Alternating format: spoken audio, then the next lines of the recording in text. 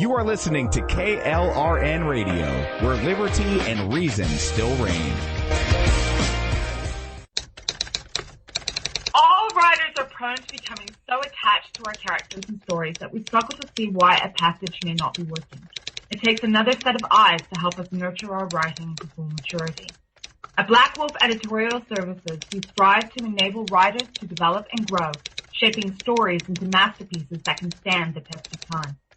Editing services are provided for all genres and all age categories.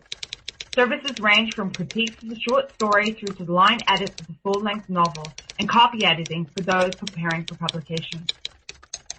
We also offer assistance on generating a writer's bio for your website, as well as help with those book blurbs and promotional material. We won't abandon you to the masses. We want to celebrate with you in your successes. Black Wolf Editorial Services, nurturing your writing into maturity. For a full list of services and prices, visit us at blackwolfeditorial.com. Individuals and businesses with tax problems, listen carefully. Do you feel like you're losing control over your finances? If you owe over $10,000 in back taxes or have unfiled tax returns, we can help you take back control. The IRS is the largest and most aggressive collection agency in the world, and they can seize your bank account, garnish your paycheck, close your business, and file criminal charges. Take control of your tax problems now by calling the experts at Tax Mediation Services and take advantage of the Fresh Start program and new laws that may allow us to negotiate a settlement for the lowest amount possible. Our team of tax attorneys and enrolled agents can stop collections and get you protected so you can take control of your financial future. Tax Mediation Services is accredited by the Better Business Bureau. Call now for a free case review and a price protection guaranteed quote. Call Tax Mediation Services now at 800-610-9050. That's 800-610-9050. 800-610-9050. KLRN Radio has advertising rates available. We have rates to fit almost any budget. Contact us at advertising@klrnradio.com.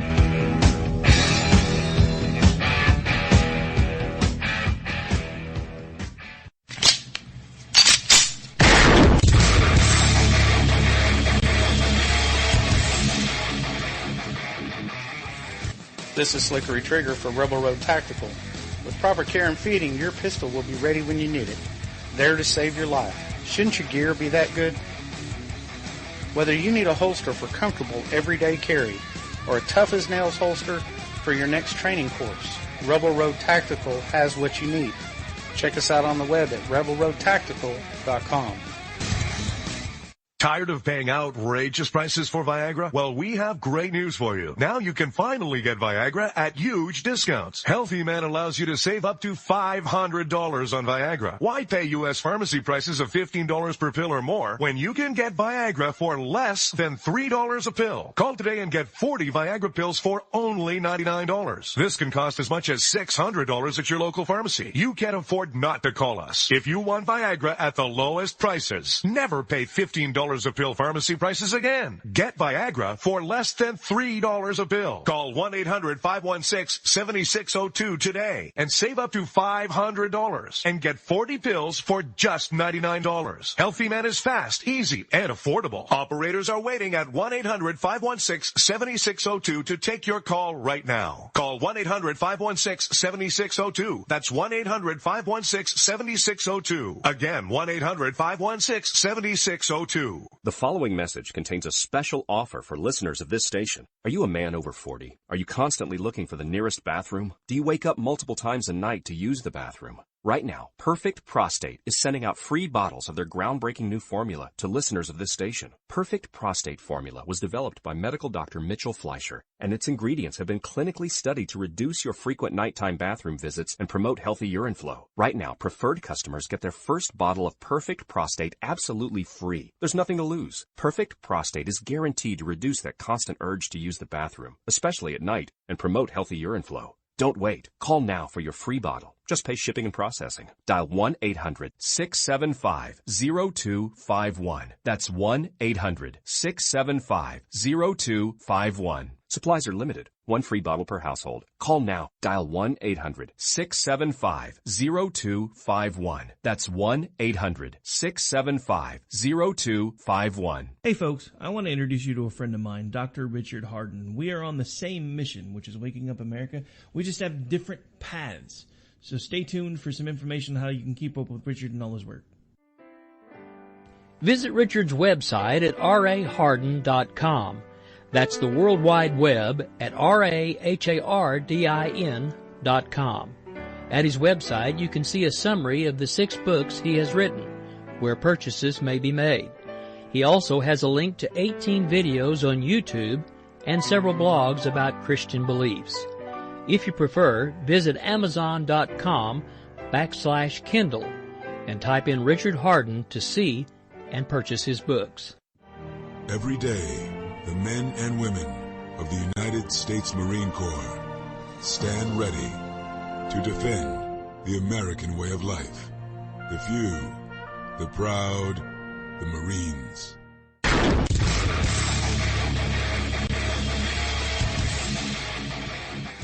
This is Slickery Trigger for Rebel Road Tactical. With proper care and feeding, your pistol will be ready when you need it. There to save your life. Shouldn't your gear be that good? Whether you need a holster for comfortable everyday carry or a tough-as-nails holster for your next training course, Rebel Road Tactical has what you need. Check us out on the web at rebelroadtactical.com. Get ready to fight from within. You're about to go behind enemy lines. Roger, 3-2. Goliath copies all. Go ahead. Target is surrounded by multiple firms entering what appears to be a residential area. Requesting permission to engage. Over. From the People's Republic of New York City, you're now going behind enemy lines with Gene Baradelli and Russ Gallo.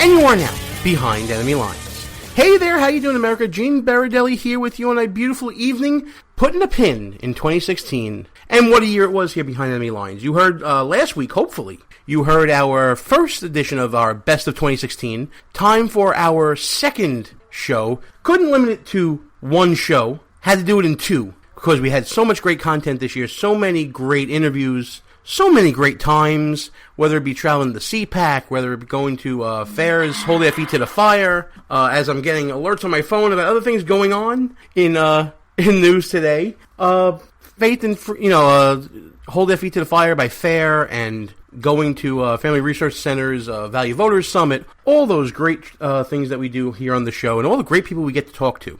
And we bring you even more of the best of 2016 on this show. Before we get to that, though, just want to say that if you are following Behind Enemy Lines Radio's Buffoon of the Year contest, we're at the finals, guys. We're right there. It's time to pick the Buffoon of the Year. Who you got, America? We're down to Donna Brazile or Anthony Weiner. That's who you voted for. That's who's in the finals. Now it's time to tell me who you got. And when you're deciding who you got, please remember that Amanda Kohut, one of our regular contributors here on the show, will probably hunt you down and get you if you don't vote for Anthony Weiner. If you've seen her on social media, you'll see that she is very much in favor of getting Anthony Weiner that elusive BOTY victory he's been so close to for the past couple of years.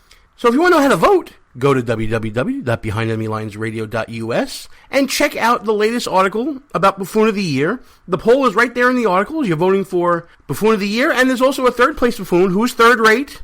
Is it Colin Kaepernick or the Huffington Post? Check our archives, and you'll be able to see how and why each nominee was nominated, and you can go there and vote for the winners. Tell us who you got, and we'll announce the winner in our first show of the year next week. I believe it's going to be January 3rd is that show, so check it out then and find out who won and who will be reigning as Buffoon of the Year. I know I have my favorite, and I'm hoping you have yours, and you let us know who it is, and we all get together in the new year and we celebrate the biggest buffoon of 2016. But right now, while you're mulling that over, and you're hopefully checking out www.behindthenemylinesradio.us, take a listen to this interview we did. It was probably one of the most important interviews we did. You're not going to find, my favorite interviews are not the famous people, although we get a lot of famous people on the show. My favorite interviews are the everyday Americans looking to make a difference. And that's what we found with our friend Andrew Marr and Chase Rowan from Warrior Angels Foundation. They became a group close to my heart this year. And this was the first interview we did back at CPAC.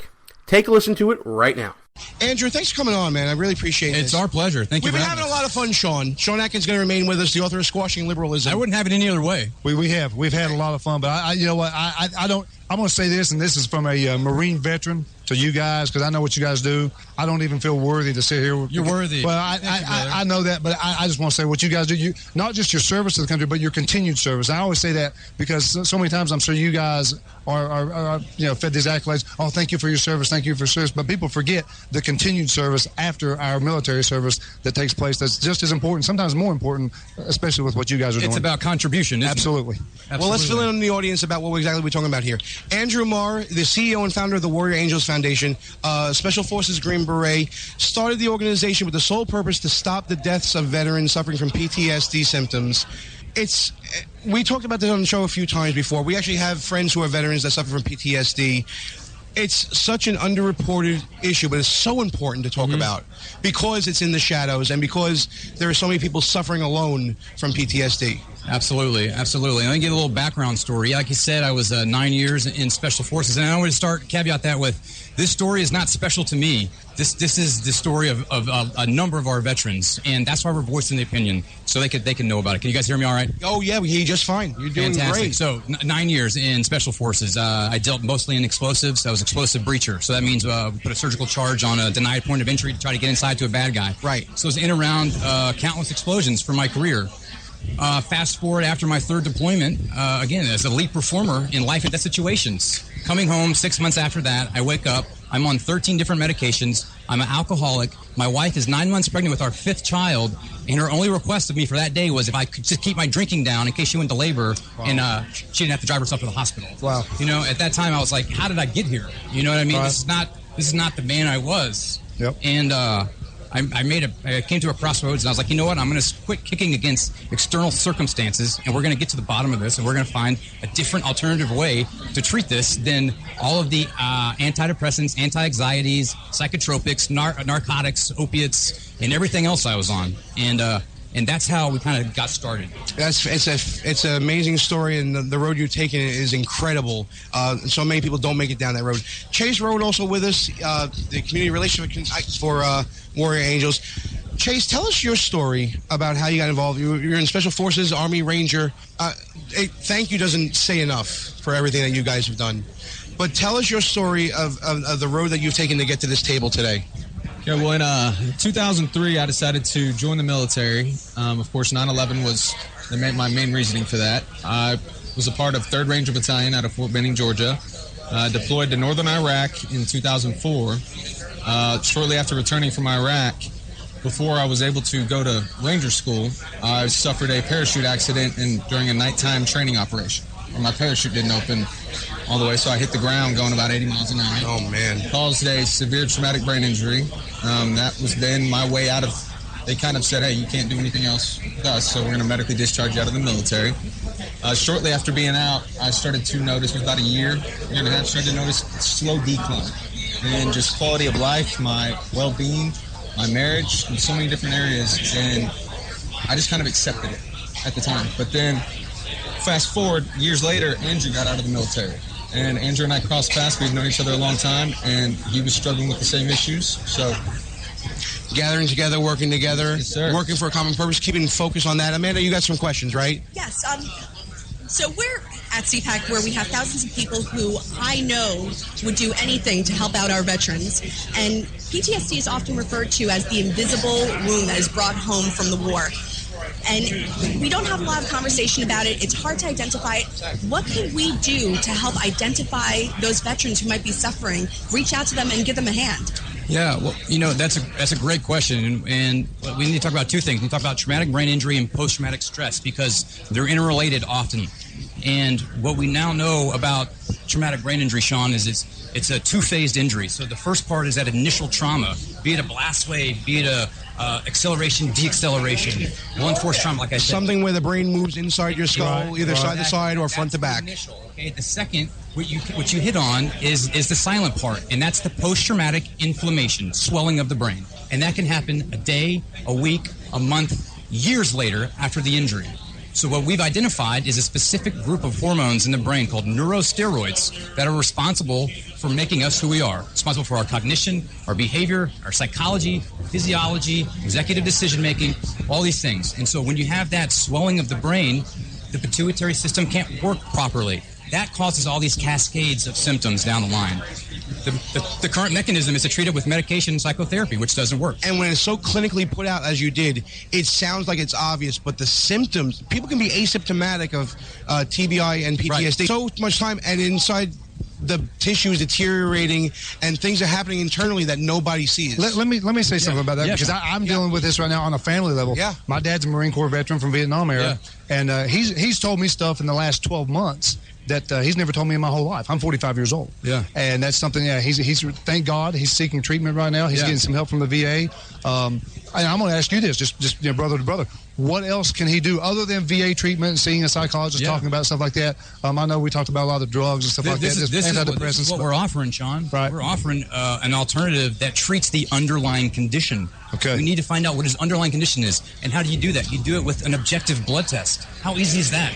Look for sounds simple, yeah. Specific group of hormones saying, "Oh my God, this guy's deficient in this. No wonder he has all these. So he has all these problems." So you're pinpointing it with an actual blood sample versus trying to crack the code in someone's mind. Right. It's like hormone replacement therapy. Exactly. Is what it is. Exactly. Treating the underlying condition by doing a individualized, objective blood panel, and then you replenish what you're deficient in. Right. So Chase, you're actually going through a lot of this, right? Yes. So why don't you explain to you the difference in when you first started the treatments and to where you are now? Okay, well, I get funny face every time I say this, but when I started the treatment beforehand, my life was honestly at the bottom. And I had not quite realized it yet, hadn't accepted it, but I was drinking a lot. My kids weren't getting to see me as much. Well, then I start the treatment. We're talking 3 days. I wake up the third day, and the first thing I do is smile. Not even joking. And I hadn't done that. I hadn't wanted to face a day in over a year, well over a year.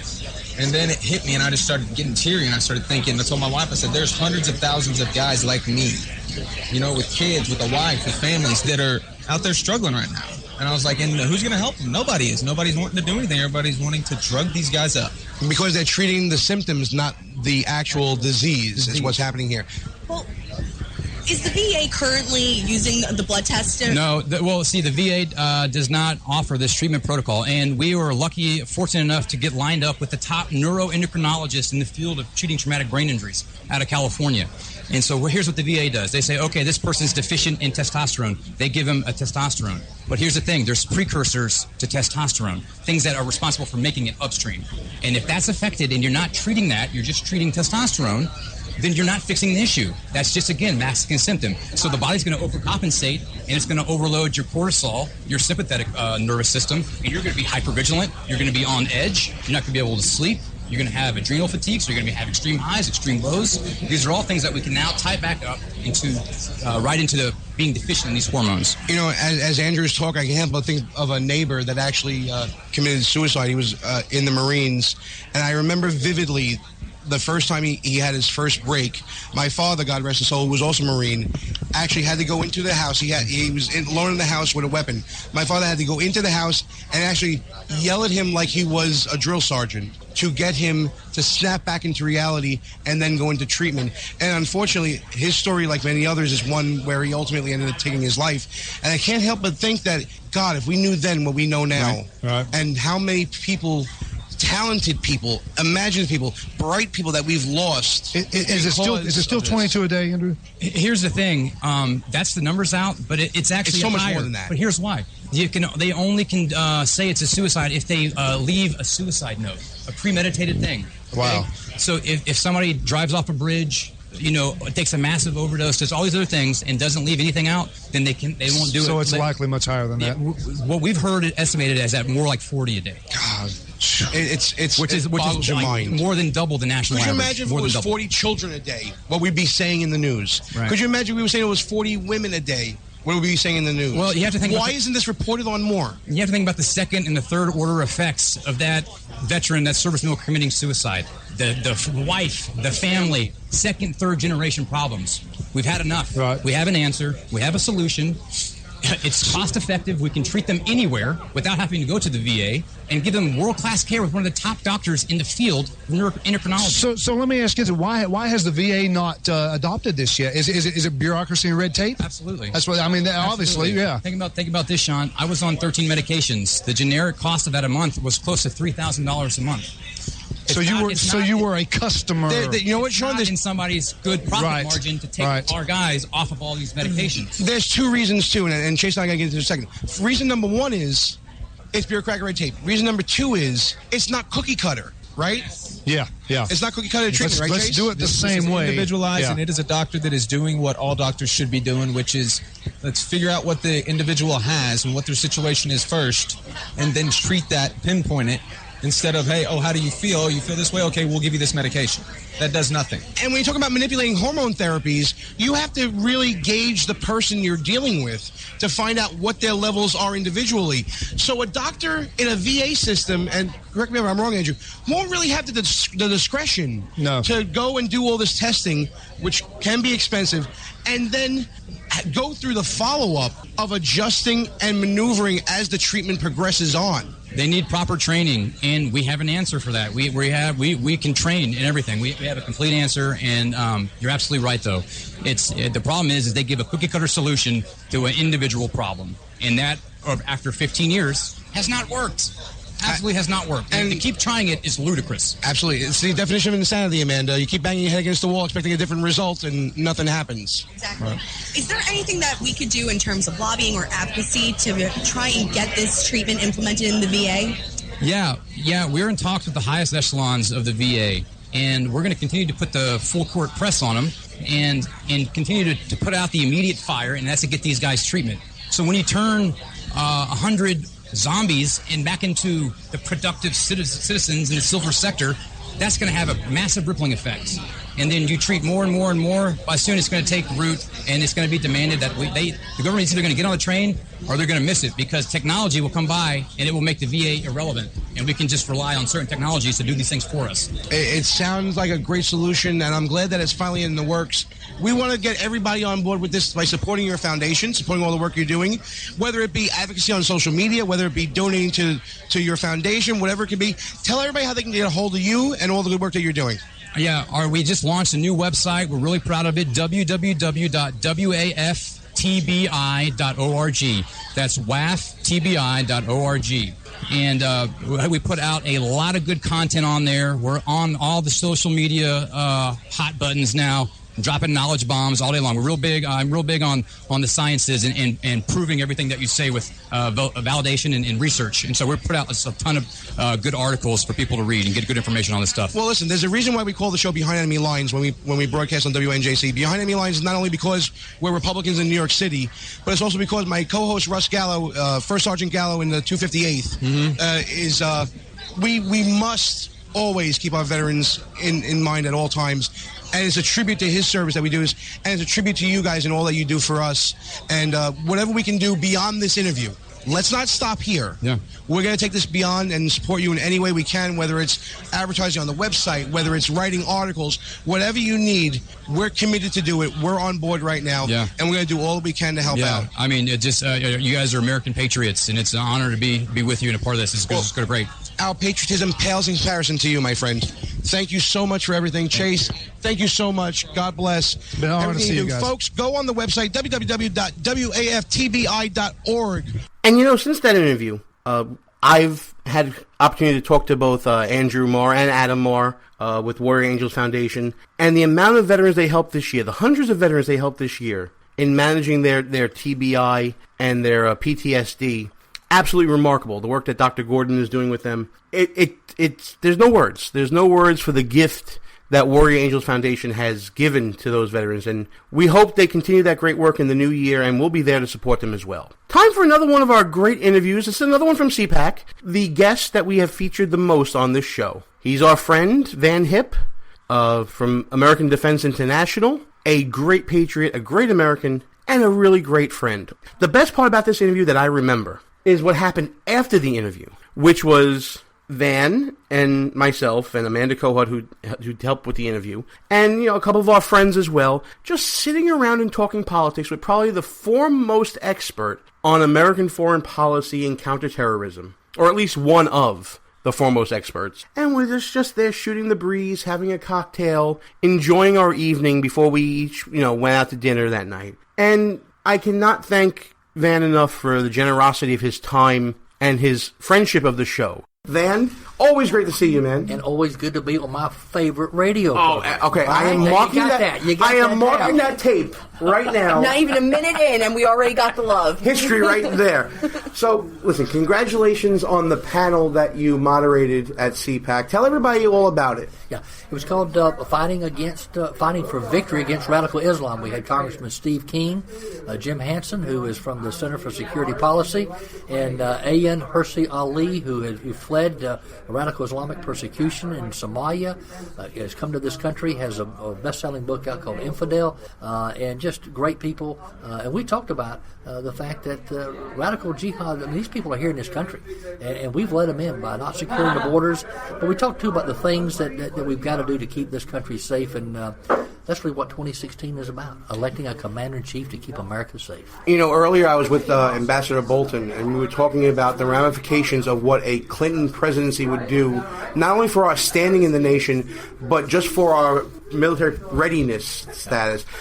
He basically said it would be almost catastrophic. Do you agree with that? Well, I tell people, and I think we have probably been remiss on the right for not telling people this would be a third Obama term. That's all you need to know.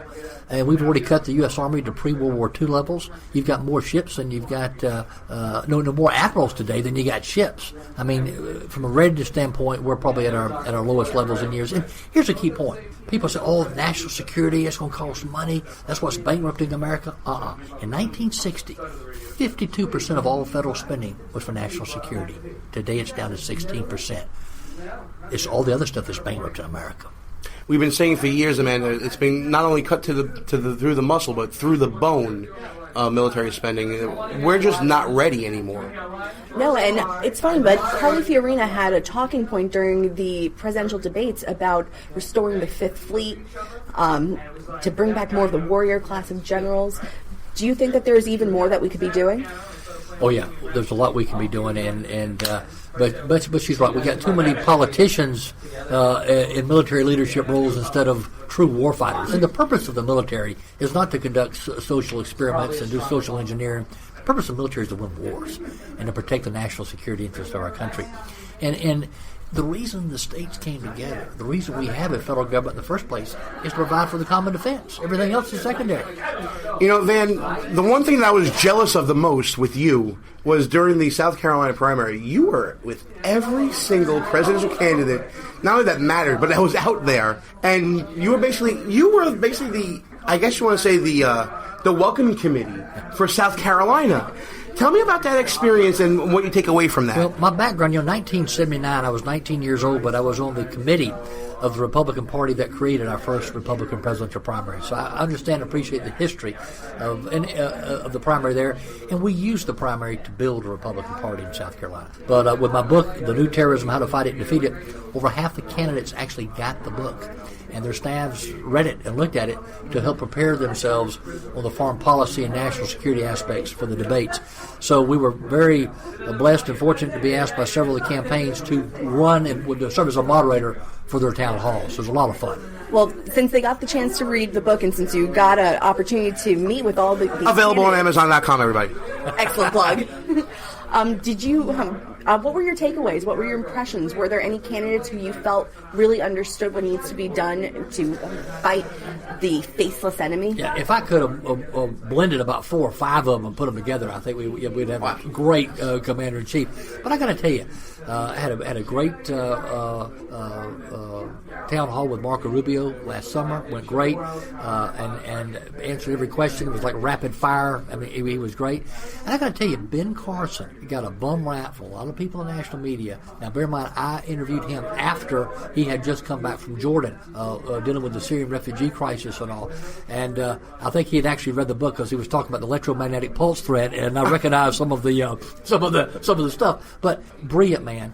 And of course we did Donald Trump in Beaufort, South Carolina, the Tuesday before the election. And I got to tell you, with Trump, we talked about the ballistic missile technology of North Korea and how the Iranians have been funding that. And I was impressed.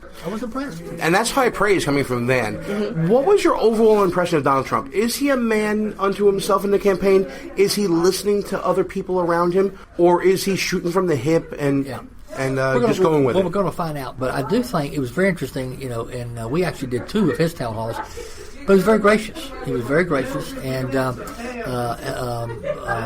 the one thing about the Trump phenomenon is this, and I studied this. I went and looked at the returns, where he's getting his vote from and all. It's like the old silent majority. President Nixon, before he called them the silent majority, he called them the forgotten Americans. People who pay their taxes, they go to church, they love their country, but feel like their government's let them down.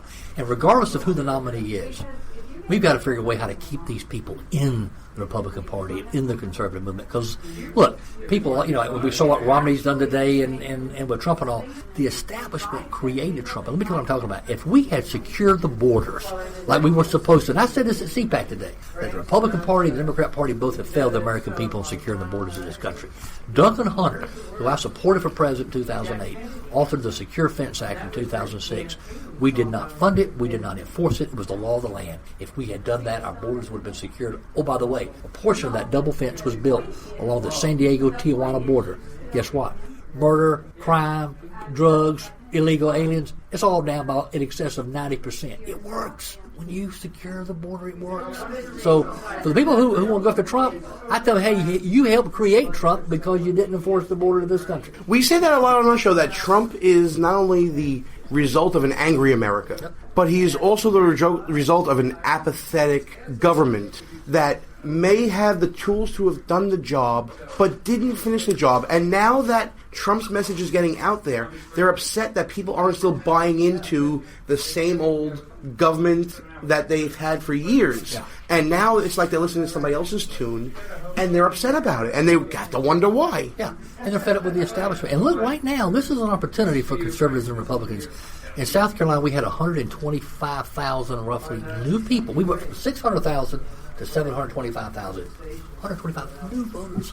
I talked to one county chairman who told me, she said, and this lady has lived there forever, and she said, we got people, I don't know who these people are. They came out of the woods. We've never seen them before. Don't know who they are, but they're new people. That's a good thing. Democrat primary turnout, down 26%. This is a good sign. If we play our cards right, we can win this thing this fall. Well, then, do you think that these new voters are just being motivated by the overall tone of the election, or are they coming out because they're being moved by Donald Trump's message?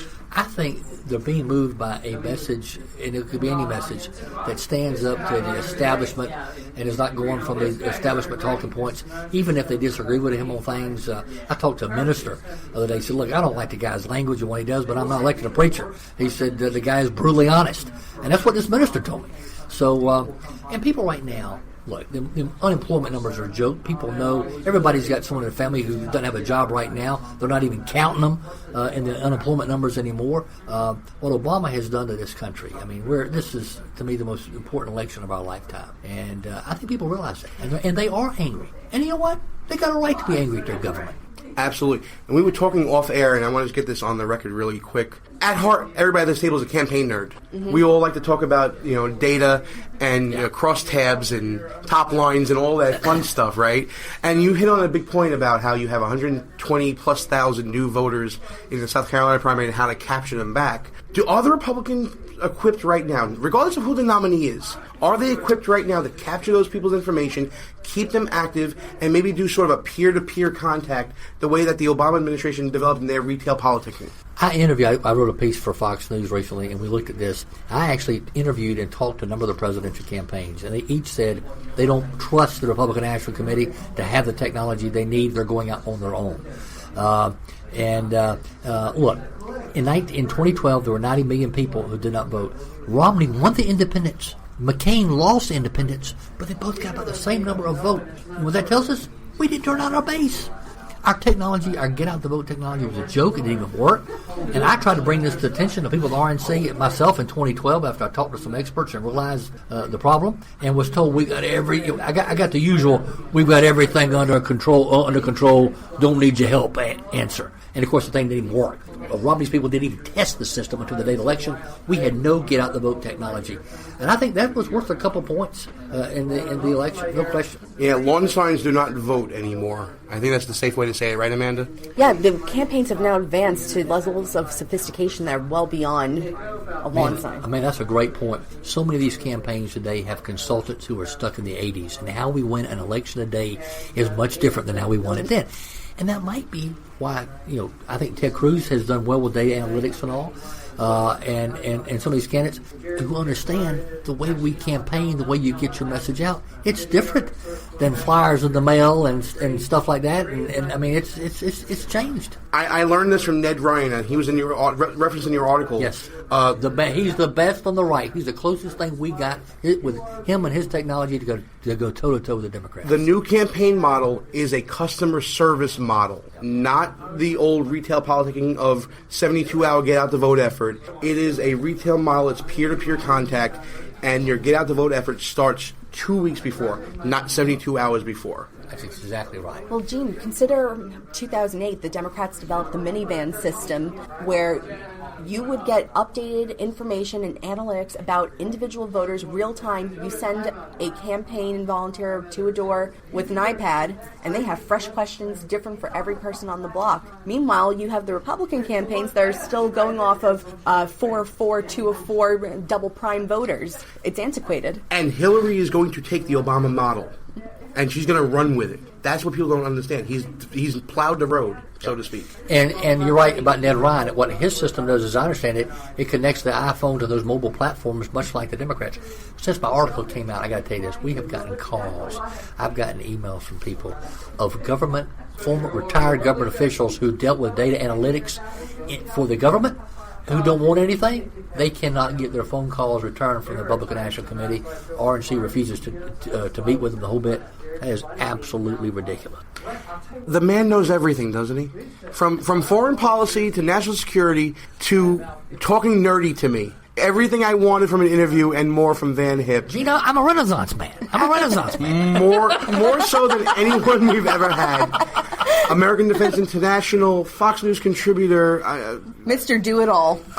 You guys see the photos of him fishing and hunting with his kids on the Facebooks and all that stuff. Van, my guy, it's always a pleasure to see you, man. Thank God for everything you're doing, and we're going to talk a lot more, obviously, down the road. I appreciate what y'all are doing. You're spreading the word, getting the message out. Thanks to both of you for what you do. Well, you're part of our growth, man. Thank you so much. We're at halftime here behind Enemy Lines. Thanks for listening to the show. I'm Gene. Russ is not with us again this week because we're doing our best of 2016. He'll be sure to join us on our first live show of the new year. That's for sure. But I want to thank you guys for listening to the show. You can check us out at www.behindenemylinesradio.us. Check us out on the Facebooks and the Twitters at BEL_radio. But if you missed any part of this show, which we usually do live at 10 p.m. Eastern Time, Tuesday nights on Spreaker, you can check us out at any one of our rebroadcast outlets, including WJHC 107.5 FM in Jasper, Florida, WDDQ 92.1 FM in Adel, Georgia, and WLBB 1330 AM in Carrollton, Georgia, all part of the Red Nation Rising Radio Network. You can also check us out at KLRN Radio, High Plains Talk Radio and Sackheads Media, ICRN, the Internet's Conservative Radio Network, and lanternsradio at lanterns.buzz. But if you miss us on any one of those rebroadcasts, you can check us out on demand anytime you want to at Spreaker, iTunes, Player FM, Podbay, TuneIn, Stitcher. You can discover us on Google Play Music. You can find us on SoundCloud and also on iHeartRadio, baby. Wow, the growth of the show is exploding. 3 stations now. It's pretty darn good if you ask me. I like the growth. I like the progress. I'm hoping we're going to see even more in the new year. It's going to be great. But as we're closing the chapter that is 2016, I just want to say what a life we have here behind Enemy Lines. The growth of the show, everything that we're doing, it's phenomenal. And part of our growth and part of the things that we do is a little party we like to throw at CPAC every year. It's kind of become, I think, Vanity Fair called it disgustingly legendary, which I don't think you can get any better praise than that from Vanity Fair magazine if you're throwing the wildest party at CPAC every year. Total respect to James O'Keefe, who you'll be hearing from later, and the Project Veritas party that's thrown there. Total respect to that party. That party's probably the biggest party at CPAC. But I think we definitely have the most, like I said, disgustingly legendary party, which we started as a tradition with our friend Steve Stockman. And you can kind of hear the fun that we have behind Enemy Lines, that wit, that sarcasm, the camaraderie that we have. In this interview that I did, again, it's from CPAC, and this was with our friend Sean Atkins and Amanda Kohut. Sean was a guest on the show, and we just kept him on for the whole show. You heard him with Andrew Marr earlier. This is kind of the continuation of that. And we had Steve come on the show, and I believe that another congressman, I think it was Mark Meadows, may have come on as well and popped on there. I have to re-listen to it to hear it, but you'll hear it right now. I got to introduce Sean Atkins right now to one of the greatest congressmen to ever walk the halls of Congress. Currently not there, but let me do this right now on air. Standing interview. I'm going to... Sean, grab this microphone with me right now. I got it. We're going to bring into the show, live right here on WNJC 1360 AM, I'm going to call him my godfather, Congressman Steve Stockman. Congressman, come in here. How you doing? We got 4 mics set up here, right? So let's all go back to the table. You're going to sit over there. We're going to sit over here. Steve's going to take this one. I'll start. We're going to all talk together. Everybody, Congressman, somebody. I'll stand and shake his hand here. He's singing to me. This isn't karaoke. That's later tonight. This is fantastic. I'm gonna get a shot of that. All that. Congressman, sit down with me here. How are you? Congressman Steve Stockman from the great state of Texas, formerly representing. What district was it? The 30? No, 36. I was close. Fighting 36. Hoorah. Absolutely. Sir, thanks for coming on the show, and welcome to CPAC Radio Row. Well, How you doing? This is our favorite talk show, of course, because we had the best time. Checks in the mail. Secret hot tub party, which I hope you're coming to. Oh yeah, I'm gonna Absolutely. check it out. Notorious. That's the secret's out now. I was accused of being naked in the bathtub. No, remember that 2 years ago? Yes. Yeah, and I actually had people throwing money at me saying, "Put your clothes on." Well, it was a fundraiser. Most women, they give money for taking off, but me, they gave me money to put it back. That's a good fundraiser out there. That's right. So we have a little bit of time for our next guest to come on the show. I just wanted to grab you on here, publicly thank you for everything you've ever done for the show, and also introduce you to Sean because listen, Sean is hardcore, and I appreciate you plugging this book, Gene. You are great. I love that he's wearing a tie and a gun. Isn't that fantastic? Is there any other way to roll? And Congressman, I think he cleaned it with liberal tears. Yeah. Yes, absolutely. We also did a bumper sticker. It said, "If babies had guns, there wouldn't be abortion." Amen. Amen. So, which it wouldn't go over in New York, but man, in Texas they loved it. Babies and guns in one bumper sticker. Liberal heads are exploding as we speak right now. Yeah, if I drove my Hummer, my squashing liberalism Hummer through the streets of New York, I'd probably get stoned before I left the city because on one of the fenders it says "Kill jihadists, not babies," and I've got squashing liberalism. My AR-15's on there. It's the quintessential liberal squasher. If you drove that in Texas, you'd be nominated and elected to Congress. Probably on the spot. Yeah. Yeah, you need to come to Texas and run. We love you. That's always been a dream of mine. I think you should. Amanda, I'll be your manager. I will. I may take you up on that. You guys got to read this book. It's an amazing cover. If you don't have this book, get it just for the cover. He looks so cool in a suit and a machine gun. I appreciate that. You're too kind though. So listen, we're here at CPAC. You're making the rounds. Just want to see how do you feel about the vibe in the building today? Well, last night the vibe was great, but that was more because it was induced.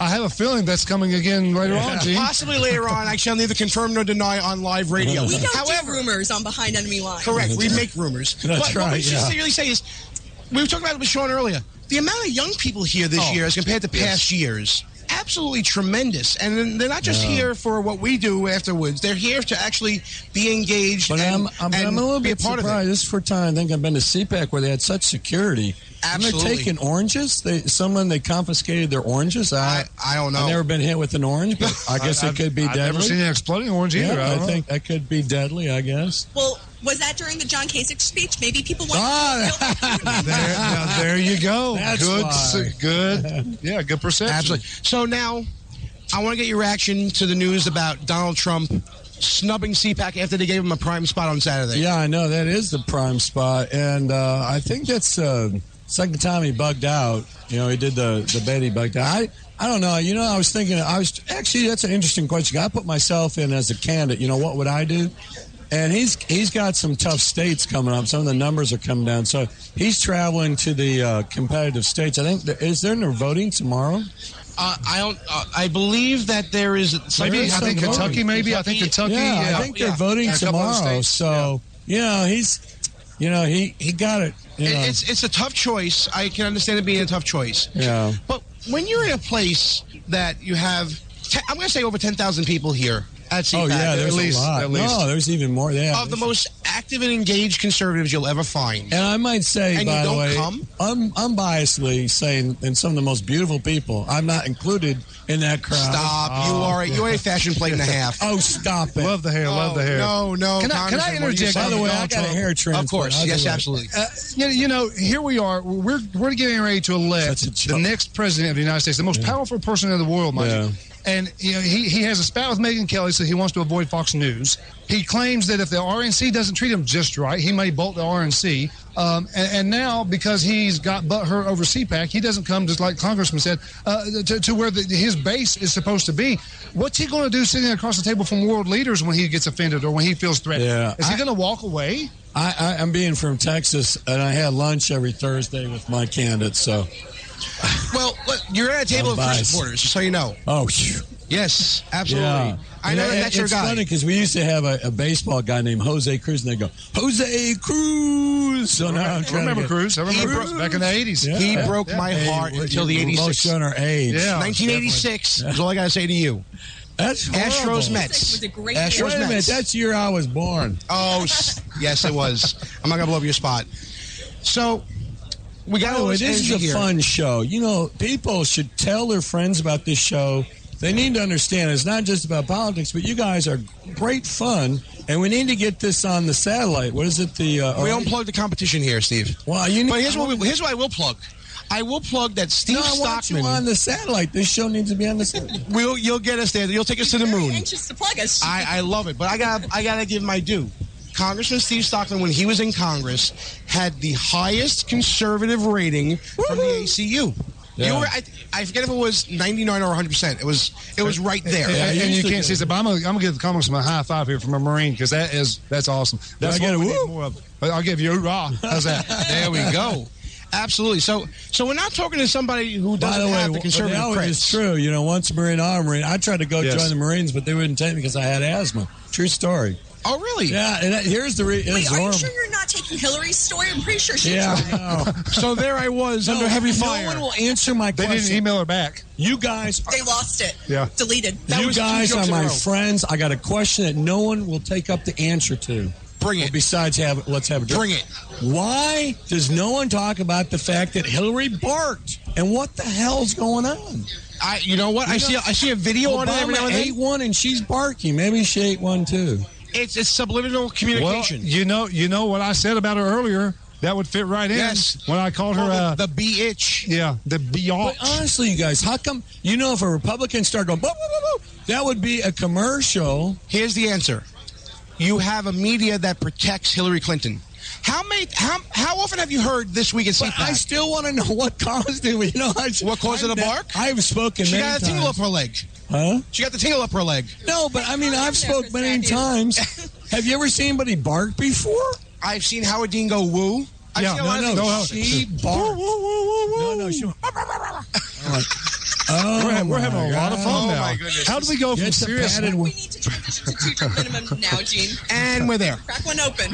So here's what I wanted to really get to. Oh my goodness, the photos here are going everywhere. Oh my. Sure. What I want to know from Congressman Stockman is what is going on currently in Texas with. I wanted to talk to you actually about Rosemary Lemberg first and foremost. Remember Rosemary Lemberg in Austin and everything? Yeah. And I know that Rick Perry just won his criminal suit. Is there going to be any follow-up to that? You know, is there anything in the works to get this woman just done? It's horrible because it was totally political. And the Democrats, by the way, are very good at using the courts, including Obama and the Department of Justice, to take out his enemies. For instance, they went after me, and they went after Michelle Bachmann, they went after, all the conservatives have gotten attacked by justice. You're a target. Yeah, and the thing is, people say, why don't you speak up? Well, when you speak up, man, you can get really heavy footprint on your back. Like when you get elected, be careful, man. Well, what I say about my book is my book's got balls because, and that's what it's going to take. We can't have weak milk toast, roundabout conservatives or Republicans to save this country. We've got to have staunch principles, and we've got to have balls behind it to back it up. Our good friend Ted Nugent said I had brass ones, which is really amen. Yeah, nice. There you go. I brought him to the State of the Union, and because Obama was going to talk about guns, But I understand you got another guest coming up. We do, but I wanted to just say thank you so much for everything you do for us. Me. And again, save me a spot in the hot tub. You got to get it. Squashing Liberalism, and it looks like a good read. It's fantastic. You want to hang out for a minute? Sean?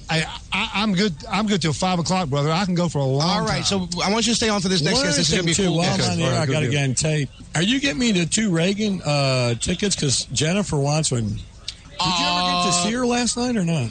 I did get to see her. She's around here somewhere. But she's your new show assistant. This is getting me too much now. She will be at the hot tub party. This is the first time I'm blushing on air. She will be at the hot tub party.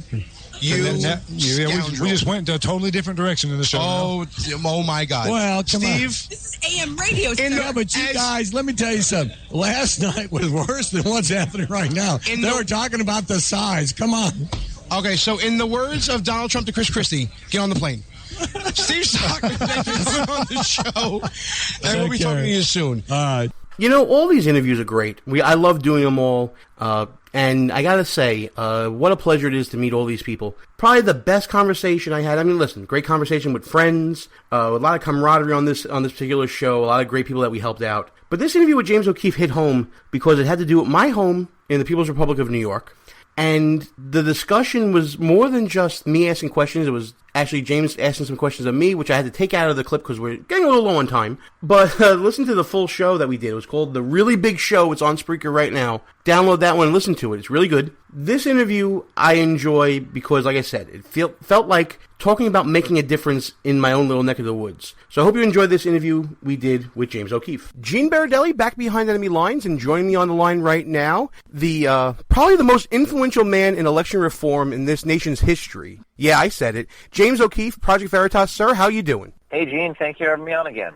It's a pleasure to have you back on, especially because we're talking about my home state, the People's Republic of New York, and talking about the latest news to come from Project Veritas all in one interview. Why don't you explain to people about the expose that you had regarding poll workers in New York City? So on Election Day in Brooklyn, we all know there have been voter irregularities in Brooklyn, New York. So we went around to places in Crown Heights, Brooklyn, on primary day with hidden cameras to expose the irregularities, and what we uncovered was pretty shocking. I mean, we found poll worker after poll worker who encouraged us that we can vote even though we're not even residents of New York City. One poll worker we found actually encouraged us to use an address that obviously was not ours. He said, don't use this address being the headquarters there, the school where people were voting. She said, maybe use the one next door, which is a felony for her to do that. So Schneiderman has come out and said they're going to look into the fact that people were not allowed to vote. De Blasio has said something similar. What we found were people who weren't even supposed to vote who are being told they could vote, and it's a problem. And this, let's make sure everybody understands, this is wholly separate from the voter scrubbing that was done by Diane Haslett-Rudiano, someone who I actually know and have worked with quite a bit, and I can tell you some stories about her, James. But this is wholly separate from that whole thing. This is something totally different. This has to do with the poll workers who 9 times out of 10 are patronage jobs that are given out by the state committee members of the party, the district leaders of the party, and who are wholly not trained at all to do the job properly at the Board of Elections. And as James said, this is indeed a felony. So now, James, where do we start with this whole thing? Because, to be honest, I do have some sympathy for the poll workers, not in this instance, but in general. The process by which closing polls and doing everything in New York is totally overburdensome nowadays. It's went from an easy job with closing the machines to scanners and tape machines and receipts and iPads and things that are being given out to a 70-year-old person who doesn't really know what any of this stuff really means and is significant for. Where do we start? It's not an easy job, and frankly, that's the type of question you should pose to Schneiderman and Cuomo and Bill de Blasio. By the way, I thought about going and getting Bill de Blasio's ballot, which would have been easy to do because there's no photo ID required in New York. So, I remember I got offered Eric Holder's ballot a couple years back. Just by asking if they had his ballot there, they offered me his ballot. I would have walked in and said William de Blasio or Bill de Blasio. Maybe the poll worker would know. But your question is, how do you fix the system? And that is not my forte. My forte is to expose hypocrisy and expose fraud. And if it's so bad that every poll we walk into, the worker says, yeah, by all means, just use this trust. And I say, I am not a resident of the city. Is that a problem? No, just fill out an affidavit saying that you are.